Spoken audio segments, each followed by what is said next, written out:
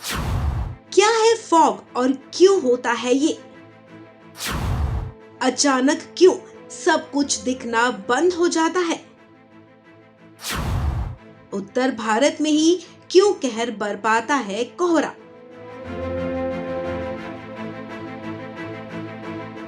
पूरा उत्तर भारत इस वक्त कड़ाके की सर्दी की मार झेल रहा है, जिसकी वजह से लोग घरों में कैद रहने को मजबूर हैं। ठंड के साथ साथ घना कोहरा भी मुश्किलें बढ़ा रहा है। कोहरे की वजह से लोगों को काफी परेशानियों का सामना करना पड़ रहा है।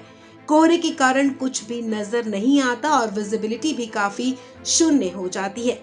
लेकिन क्या आपने कभी ये सोचा है कि आखिर सर्दियों में ही इतना कोहरा आता कहां से है और ये कैसे बनता है? तो चलिए आज हम आपको अपनी इस खास रिपोर्ट में यही बताएंगे कि आखिर कोहरा क्यों और कैसे पड़ता है और सर्दियों में ही फॉग क्यों पड़ता है। सबसे पहले आपको बताते हैं कि कोहरा बनता कैसे है। दरअसल जब पानी से निकली भाप अपने गैस फॉर्म में गाढ़ी हो जाती है तो वो फॉग की तरह दिखती है, यानी हवा में पानी के बेहद छोटे छोटे कण तैरते रहते हैं। आप असल में इन्हीं पानी की छोटी बूंदों को देखते हैं। गैस तो दिखती नहीं, लेकिन जब वो गाढ़ी हो जाती है तो आपको दिखने लगती है।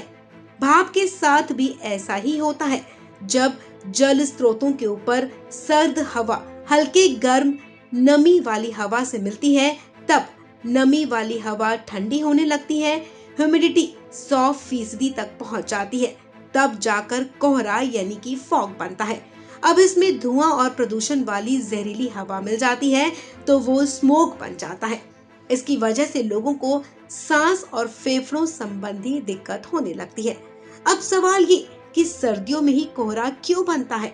दरअसल साइंस के मुताबिक सर्दियों में दक्षिण की तरफ से गर्म और नमी वाली हवा आती है, वहीं मेडिटेरेनियन की तरफ से हवाएं ठंडी आती हैं।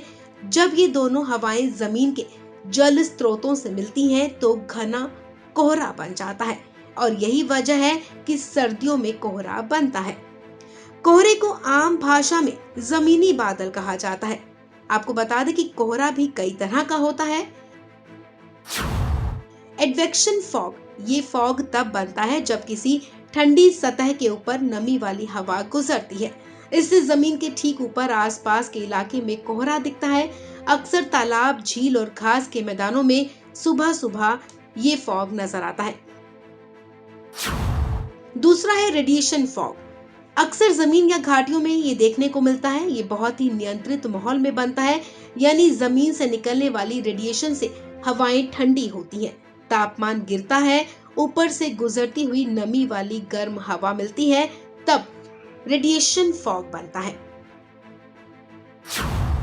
तीसरे नंबर पर है अप स्लोप फॉग। ये फॉग तब बनता है जब किसी ढलान वाली जगह से हवा ऊपर उठती है। ये आमतौर पर बेहद ऊंचाई वाले इलाकों में बनती है। चौथा है स्टीम फॉग। इसे आर्कटिक स्मोक भी कहते हैं। ये धरती के उत्तरी इलाकों में बनता है।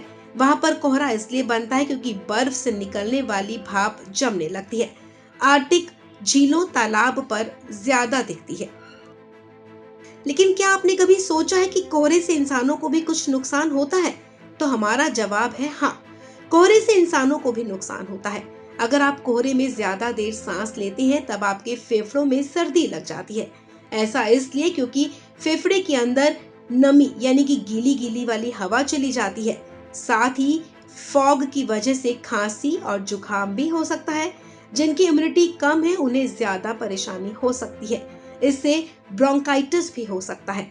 दूसरा ये कि अगर कोहरे के साथ प्रदूषण मिलकर स्मोक बन रहा है तो सावधान हो जाए, क्योंकि उसमें सल्फर की मात्रा बढ़ जाती है। सल्फर डाइऑक्साइड कोहरे में मिलकर आपके फेफड़ों को सीज करने लगते हैं। इससे आपको दमा जैसी बीमारी भी हो सकती है। जितना ज्यादा घना स्मोक होगा, नुकसान उतना ही ज्यादा होगा। इसलिए सर्दी में फॉग से बचने के लिए मास्क का इस्तेमाल जरूर करें। इस खबर में फिलहाल इतना ही। तमाम अपडेट्स के लिए आप बने रहें वन इंडिया के साथ।